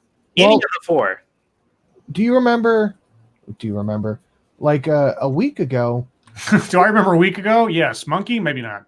There was a group of college boys who posed with a AOC cardboard cutout, and one of them was strangling the cutout. Oh yeah. And AOC lost her mind on Twitter. Well, we just also had an article about some kids doing hand signs while they were on a roller coaster, and like they haven't been charged yet. Yeah, I saw that. I saw you. Oh God, yes. And what did you charge them with? Like, that was story worthy about these kids who did a thing while they were riding on a roller coaster to be edgy, and they're like, "Oh my God, look at this horrible thing!" But stabbing a Trump replica to death and laughing about it with a fucking butcher knife, it's just like, oh, that's not really newsworthy. Real quick, thank you, Reckless Trucker, who says, Satsu, please register as a Republican. The cardboard thing, wasn't it like 2 or 3 weeks ago now? Yeah, it wasn't like that long ago. No, it was within the last month. Yeah, her losing her shit. How do you feel about them? Because they like grabbed her boobies or something in it. Yeah. Yeah. I don't want my name affiliated with any group, any of you mother. Sure. Sorry. Republicans, liberals, any affiliated political group. I don't want to be a part of none of y'all shit. I would never join a club that would have me for a member. And that Who said that? was Groucho Twain. Marx. Oh, was it? Oh, I thought that was. Well, I mean, I heard it more often from Groucho Marx, but it might have been Mark Twain who said it. I don't know. No, when you said Marx, it's like, okay, maybe he's right. Anyhow, Satsu, do you have any more? There was probably more, but I don't care. Clearly, I don't care enough to remember it. So. Well, we're getting late anyway, and we still have 2 to go. So, Scribbles, what you got? I will abstain for time. Are you sure? Yeah. We got time. No, I don't have much anyway, so it doesn't matter. I only have a couple. This is just my favorite one of the day. I don't know exactly what Hillary was saying this to, but she quoted, "I took a DNA test, turns out," and that's the end of the quote that she quoted. And this is actually her account that did that. And Carpe Donctum says, "When does Chelsea take one?" I was like, "Oh, that is," because we all know that's not really Bill's kid. Sean Spicer's apparently going to be on Dancing with the Stars and getting paid a lot of money, and it's pissing everybody off. Yeah, there seem to be a lot of people super upset about that. Not just like, I forgot he existed, honestly. I don't give a shit. I don't know why people are so mad about it. How dare he make a living? The guy who does the show, who used to do America's Funniest Home Videos, he's mad about it because Back. No, not Alex Trebek. Damn it! I was hoping you would just buy that. His name's Tom something. Fuck. Oh, Tom Bergeron. Tom Bergeron, yeah. Yeah, he used to be. I remember the first time I ever noticed Tom Bergeron was he hosted FX back when it was a really weird show that had its own morning show and all these little weird specials before they started doing their own TV and everything. It's like, dude, you're the replacement Bob Saget. I know, right? Bob Saget was the best. You don't get to have an opinion on anything. Good job. Secular talk. Oh, Kyle. AOC has decided her new fighting ground is going to be the Electoral College because it is racist. Yeah, it's racist because there's less people of color living in the middle of the country. That makes Black and Asian votes worth less. God. Oh, that's what she says. Okay. And Kyle, well, somebody wrote, actually, AOC eliminating the Electoral College would silence our voices here in Iowa and in many other states across the country. Mm-hmm. And, Kyle, if it's out of touch to suggest the person with the most votes should win, what do we call suggesting the person with fewer votes should win? Kyle. You still have to win the electoral vote. They do realize there's still a vote there, right? I don't think they do. Yeah, I genuinely don't think they understand that. I fucking hate people. And then my final one. This one has been going around today. I just saw it again from Roaming Millennial. I'm glad I did because I forgot to grab it the first time. There's a story in The Economist, and I haven't read the story. I'm going to put that out there right now. But here's their tweet. More poor people are eating meat around the world. That means they will live longer, healthier lives. But it is bad news for the environment. See? So kill them off to save the world. We need to decrease the surplus population is what you're saying, Scrooge. We need to kill poor people. Decrease the surplus. Yeah, I mean, it's a line straight out of Dickens. That reminds me of that fucking those bus advertisements that were in England. It's like, we promised to cut homeless people in half. Right. What kind of sick fuck do you have to be like, look, we're making poor people healthier and live longer, but that's bad. That's a horrible thing. The fuck is wrong with these people? Seriously. It's the Ouroboros notion of ideological purity. They eventually come back around that they just completely eat themselves because they're trying to be so woke that they end up in dreamland. I just don't understand. I mean, we hear all the time, the poor people. Now it's like, fuck those poor people. Actually, you know what it sounds like? I mean, it would almost be brilliant if you could say it's satire, because it's right up there with A Modest Proposal from Jonathan Swift, where he's like, in order to solve this problem, we need to start eating babies. And people took him seriously. It's like, oh my God, you have to eat babies. So if it was some kind of attempt at satire, it might be brilliant. But I have a feeling it wasn't meant that way. It most likely wasn't. I have a feeling it wasn't, just because I've dealt with these people for way too long. These people? What do you mean? These people, yes. And no, I'm not talking about people of color. I'm talking about retards. That's who I'm talking about. He's talking about the poor blacks. Oh my God. Oh, fuck you, asshole. Speaking of poor blacks?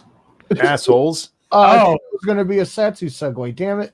No, Satsu already did his fucketry. Oh, yeah. We're moving on. We have our next segment here, Sinatra. Just a heads up for anybody who gives a shit. There seems to be a hashtag of people talking shit about Sean King right now, and it's trending. Oh, yeah, that's because he's being honored by Rihanna. For what? I don't remember him, and God, fuck, I saw that earlier. Hotep Jesus was tweeting about it. Let me see if I can find it. Hang on. Oh, probably for his activism work and blah, blah, blah, blah, blah, blah, blah. I love Hotep Jesus. He makes me laugh. Oh, check this out. This is the most liked tweet for this, and it's from a black chick. Sharing videos of murdered black people isn't work. Obsessively raising money no one can account for isn't work. Bullying black girls online is not work. Principled work of grassroots organizations is not work. Sean King is a parasite, and it sucks that he's being celebrated. Yeah. Rihanna's, I put the link to this into chat. Rihanna's Diamond Ball will honor activist Sean King, Barbados Prime Minister Mia Mottley. I'm not sure how you say that. Barbados Prime Minister Mia Mottley and civil rights activist Sean King will receive this year's Diamond Ball Award at Rihanna's 5th annual Diamond Ball, which will also blah, blah, blah. I can't imagine a better night than this year's Carla Lionel Foundation event with Seth Meyers, Pharrell, and DJ Khaled, said Rihanna. I am particularly honored to present Prime Minister Motley and Sean King with this year's Diamond Ball Awards for their groundbreaking work. Does anyone else get disappointed when you hear someone say Barbados and it's not immediately followed by Slim? I don't know what that even means. Future reference. Oh, we are so thankful to them for joining us and making the night better than ever. Thank you, Reckless Trucker. Talcum X, that's right. The whitest man on the internet, Sean King. Yeah, also, that's why he's trending. FYI, for anybody who cares, since the media doesn't, there was a mass shooting at a all-black Atlanta college. What? Yeah. Really?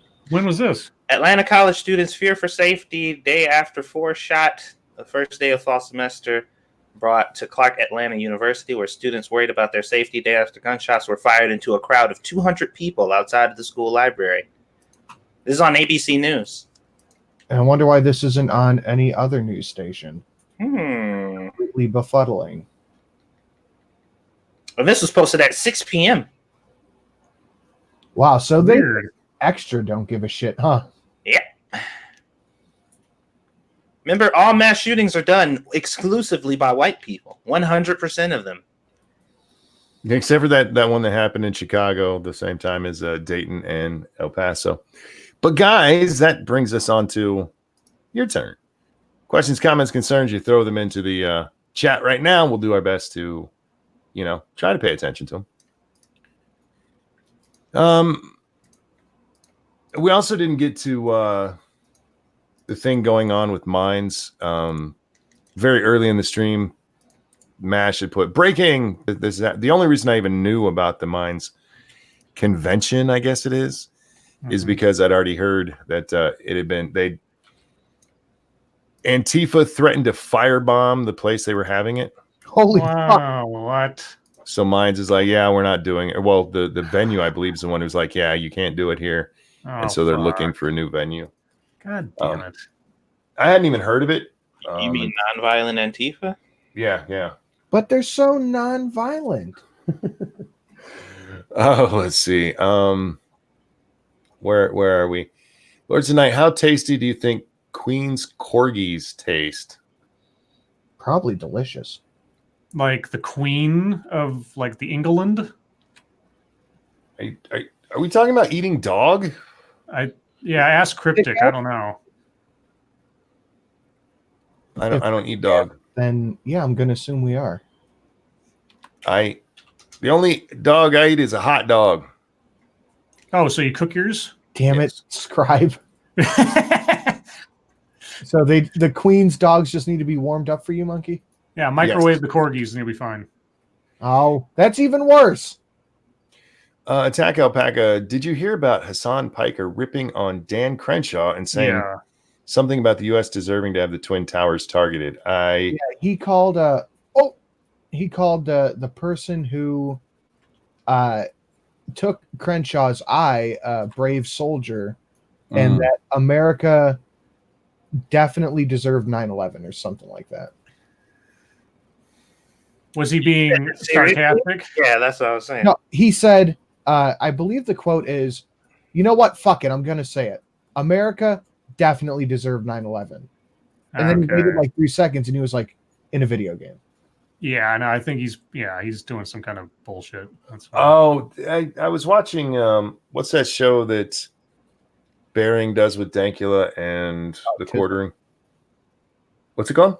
The Incredible Salt Mine. Yeah. And they were talking about that. I hadn't seen anything independent of that about it though. A Tail was on that tonight, apparently, or will be. Yeah, he was. He was on He was on today's show. Yeah. Keemstar tweeted out the clip, so if you want to see it, it definitely looks like he was serious. He added in Minecraft to kind of cover his own ass, but he definitely looked like he was serious about saying that dumb shit. I think he's trying to get his name back in circulation because nobody gives a shit about Hassan Piker. Well, he has a pretty successful Twitch channel. I don't know what he could want, and that's definitely not the way to get your name into circulation. It is if you want to have your own TYT kind of channel. He works directly with TYT. Check out what I said there. Your own. Oh, his own. Oh, okay. It's one thing working for your uncle. It's a different when you're the man in charge. Equality of outcomes between men and women is a pipe dream. You want reciprocity. Oh, I forgot the R. Between the sexes instead. I want equal law because that's as much as you can do. ERA now. Equal protection under the law. That's it. That's as much as you can do. Other than that, it is a pipe dream. Yeah, because you'd have to literally get all women to think exactly the same in order to make that work, and they know that. Like, yeah, we have to stop women from being able to pursue their own careers, and we need to make them go into the ones we want to, so we can patch the numbers. Yep. And then some of those women are going to have to take jobs in sewers, and they don't want that. Thank you, man. Reckless has been basically sponsoring me tonight. You mean Chank's nephew? He doesn't deserve a name, or he don't deserve a name. Yeah, well, you're right, but he's trying his best. He was last in the news for talking shit about his women viewers. Female Democratic candidates, and he got shit for it. That was actually brought up in the conversation I had with him. I was like, well, didn't your chat just kind of go after you for talking shit about women? He's like, no, it wasn't the chat. It was just a couple people in the chat. It was just the chat. Yeah, it's just the chat. It wasn't the chat. It was just the chat, silly. Furry Kitten says, aren't colleges gun-free zones? Yes. Why, yes, they are. Amazing how a shooting can still happen there. Sinatra, do you own a fedora? No.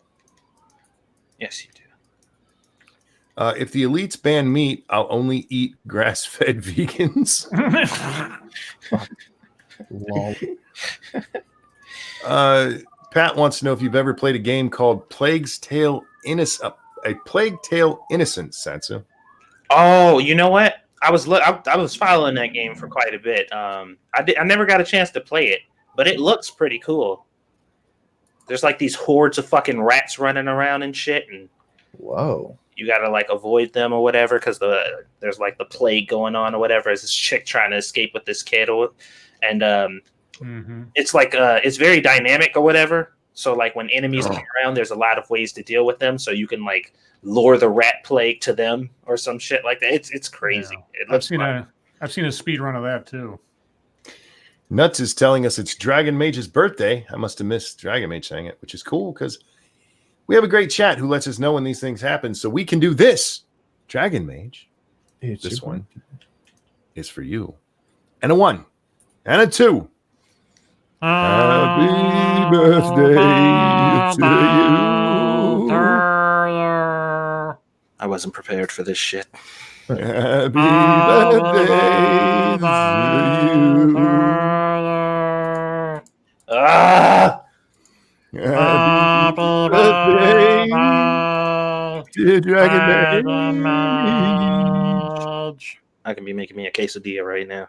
Happy birthday to you.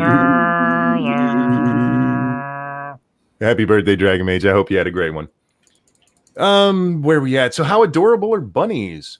They are very adorable, and their fur makes for great gloves. They're delicious too. I've never had rabbit, Had it once. but I do like rabbit fur lined gloves. Oh, those are so soft. Gentlemen, do you have a thought on how adorable they are? Bunnies, Yes, they cute and shit. they're cute and shit. Yeah, they're fluffy. They're fluffy, cuddly, I guess. Although I don't know how effective they actually make as pets. I've heard varying stories. They make the best soccer balls. They're ugly as Ah! fuck when they're born, though. Yeah, they are pretty grotesque. Yeah, it's like something went wrong. Put it back. Mr. Nanopoli asks when I'll get an electric wheelchair when I need one. I don't need one yet. I don't need even a regular wheelchair yet. I just find a seat. That's a comforting thing to consider. Jeez. Right?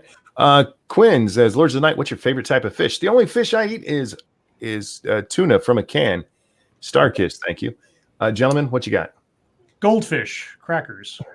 I'll have to go with probably cod. It's either cod or catfish for me. In truth, I really like a good trout. If you have a good marinated trout, it can be very, very tasty. I do like tilapia too, but every time I say I like tilapia, and I'm just like, shut the fuck up. Did we lose him or was that me? That was him. That was Okay. if I had to go for another one, I'd probably have to say calamari. Oh. Calamari is delicious. Balzac. That's not a fish. That's a Mighty cephalopod. Balzac, thank you so much. Says, rabbits have tiny bones like Epstein's backyard. Oh, Oh, wow. damn, dude. Holy thank you shit. for the donation. And that'll be stuck in my head all day. That was actually pretty good. Horrible, but pretty good. Scribe Light, are you actually writing a book? Asked Adonis. I've been actually writing a book for 20 years. There you go. Bits and pieces here and there, maybe. I don't know. Yeah. Anna Lynn asked this for everybody. Civil War soon or all hype? It's hype. Hype. I know I haven't been buying these fucking guns for nothing, so Satsu, hype or Civil War? I think it's hype, but I do think it's wishful thinking for some people. Yeah. Yeah, Yeah. Well, present company included. I know that both sides are itching for one, but most of the people on there are too fucking scared to do anything. They're itching for a Netflix series they can pretend they're a part of and follow along with. They don't actually have to participate. They want the drama. They like the mythos of the idea. They wouldn't. None of them would actually enjoy the reality of it actually happen, and they would have to get involved in it. Well, it'd be like watching a LARP fucking battle. Yeah, basically what would happen. Fireball! I could see some small skirmish. See, when you talk Civil War, if you go back to like any actual Civil War, the government has to be involved, and the government's not going to get involved in this shit. No. Unless something really bad happens, they'll call in the National Guard and just run over the assholes. But what is likely to happen is some skirmishes that end up with a few people dead here and there. You're right, it's LARPing, but they think this is going to be like a fist fight Civil War, and like, no, if you're talking Civil War, somebody's going to get shot. Yeah, y'all realize that, right? Dumbasses. No, it's a Civil War. You just take their guns and fucking need guns for. Angry says, when you were about to transition to question time, you said, speaking of assholes, does that mean you were calling us assholes? No, it's calling them assholes. Who is them? You guys. Oh. Scribe, you too, monkey. Will you leave the left coast? Come on, that's not the first time I've ever called you an asshole. You're right. It's not. It's not. I carry every scar. You do not. Will I ever leave the left coast? Probably not. I don't, unless I had some really overriding reason that I had to. No. I'm too acclimated here. I've got too many roots here, and I've been to other places in the country. I've been to Louisiana. I've been to Washington, D.C. I just do not mesh with the climate in other places in the world, so probably not. GPP and Lords of the Night merge. Look, I love these guys, but one, Drunkle's schedule wouldn't allow for it, and two, Drunkle would make Scribe's head literally pop. Yeah, it's hard enough sometimes to have a show with just 3 talking heads. Trying to have a constant conversation with 5 people, especially personalities such as, and not just Sinatra and Drunkle, but all 5 of us together. That would feeding off each other. Oh yeah, some of those nights would be feeding off of each other, stepping on each other's words, running together, talk over each other.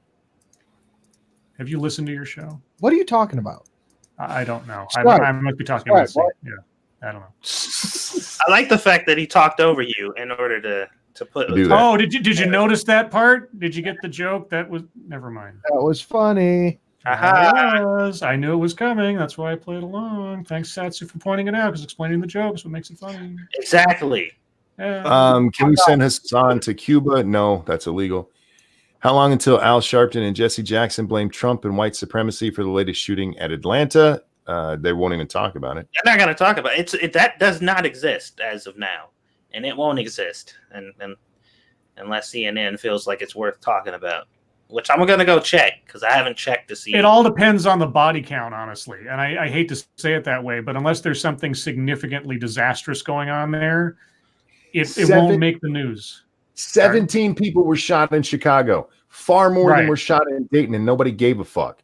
Right, exactly. Well, to be fair, no one really gave a fuck about Dayton either. Well, as soon as they found out that he wasn't a white supremacist, yeah. No, as soon as he's a leftist. Shh. Right. Yeah. That one and happened. Then they try to say that he did you guys listen to the Vosh and I Hypocrite debate? No. People keep mentioning Vosh. I've never seen Vosh. I listened to the debate, and Vosh was so virulently intent that the Parkland shooter was informed by white supremacist ideals, but the Dayton shooter targeting a cop bar wasn't. Wait, I didn't know the Parkland one had a political affiliation. It doesn't, but yeah. he's judging it off of the fact that he drew a swastika once, So he went on to kill a bunch of people. Oh, Yeah, we if need you- to talk about that. I'm sorry. Yeah. Go ahead, Scribe. I was just going to say, if you've and just because of morbid curiosity, I have a little bit. If you've listened to the Nicholas Cruz, his little video blogs he made before the shooting and his interrogation thereafter, if there was a political motivation, it was way in the background. The guy was just an asshole. He was just a fucking lunatic. Yeah, he's just a nutbag. Either Sinatra or Scribe, because I know you both at least know the story I'm talking about. Do either of you have access to the German amusement park article? No, I think it's Washington Post. I couldn't read it. Okay. The one I saw was Daily Mail. I wasn't maybe okay. I don't have it in front of me. But yeah, that story is just like, okay, there's no way that guy didn't know what It's he was just doing. it's so funny. Dude, I Yeah. saw a different German amusement park article that said a ride had to get taken down because it resembled the swastika. Yeah, that's the one, man. That's what we're talking about, because I know you guys I thought you were did talking about the one where the kids threw the salute up. No, that actually happened in Orlando, I think. This is a ride at a German theme park that had to be shut down. And normally, it's like, okay, you guys are being overly sensitive, but that's a fucking swastika. Yeah. I need to know the designer for this. Like, totally had no idea. It was called Eagle's Flight or whatever. Eagle's Flight. Are you fucking kidding me? Really? Yeah, no, seriously. The title of the ride is Eagle's Flight, and it's like, right okay, here. and here's the little whirly gigs that look exactly like swastikas. Like, yeah, bullshit. I had no idea. That is Yeah, when the ride runs, there's just like dual swastikas running on the screen. It's funny as shit. Jesus. I'm sorry, I didn't mean to I forgot all about that earlier. Oh, it was great. Anyway, man, things have jumped here. I apologize. I'm getting back as close as I can to where questions were. Hype or recession incoming? I'm going with hype right now. It's hard to plan. Don't let anybody tell you they know what's going on with the economy. I mean, 'Cause it's they one of don't. those things where a recession is coming, and you're right. At some Yes. point, a recession will come. As long as you don't start getting specific, you're always going to be correct. That's all there is to it. So, well, they've been praying for a recession for years now. well, it's so long as funny. it happens under Trump's watch, and they can use that against him, and that's a good thing. And Bill Maher said the exact thing a couple of weeks ago. It's just like, yeah, I hope it does. Like, no, why? So you want people's lives and livelihoods ruined just so you can get back at one guy who you could conceivably vote out of office in a year? Well, it's Stupidity. amazing that Bill Maher, for the second time, made headlines with those jokes. And then suddenly all of these headlines keep popping up with the, oh no, this is a marker of the recession. This is a marker of recession, you guys. Right.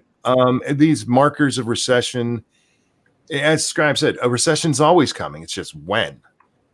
Is one coming soon? I doubt it.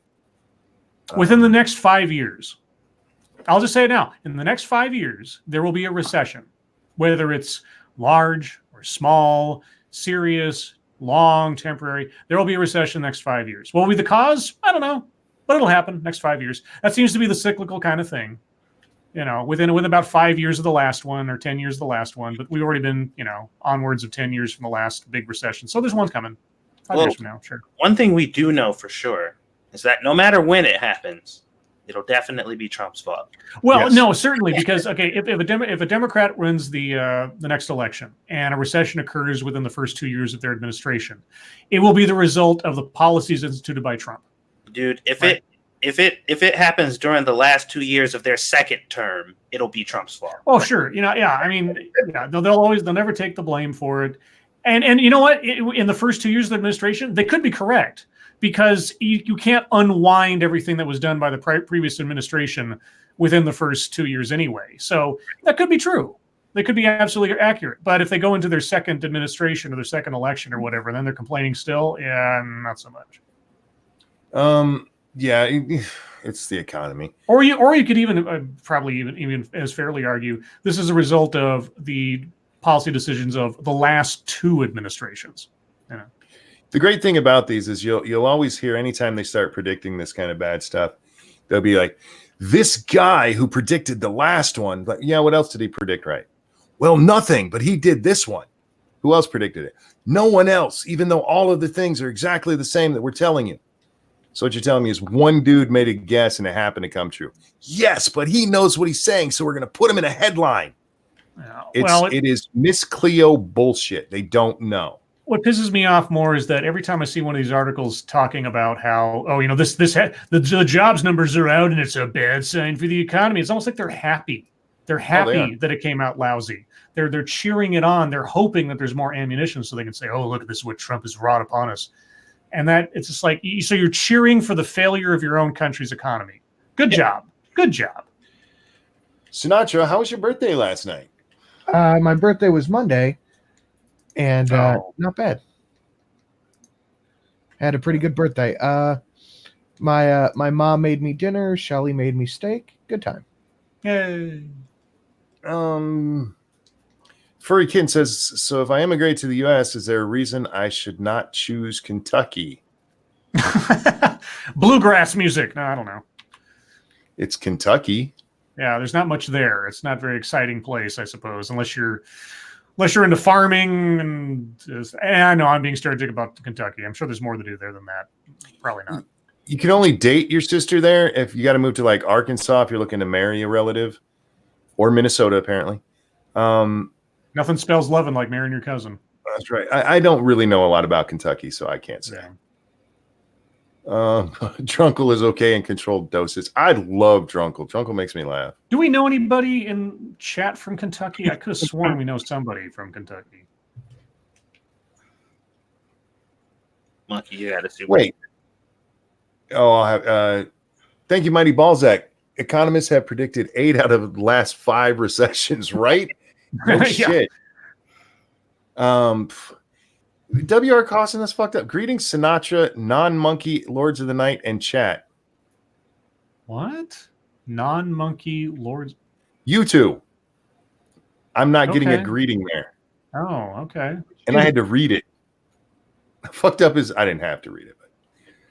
But sorry, guys. Chat has been jumping. We only have a few minutes left, so get your questions in again. Who's going to replace Bear, Gutenberg or Viper? Asked Nanopoli. No. We had a recession under FDR and people reelected him. Look, you can get reelected during a recession. It's just really, really, really hard. If you're going against an incumbent, you want a recession because that's the way to beat him. If you have a good economy, chances are he's going to win, period. Yep. Lords of Night, would you try steak a la mode? I would not do that to steak or ice cream. Barf. No. I love steak. I love ice cream, but not together. Unless it's chocolate steak. You like a steak-shaped chocolate thing? I suppose so. Yeah, I'd be fine with that. We're currently in the longest expansion in U.S. economic expansion in U.S. history. True. But we also need to stop spending so much money. We're coming up. That's on always true. We're coming up on a second year of $1 trillion deficit, which is just fucking amazing.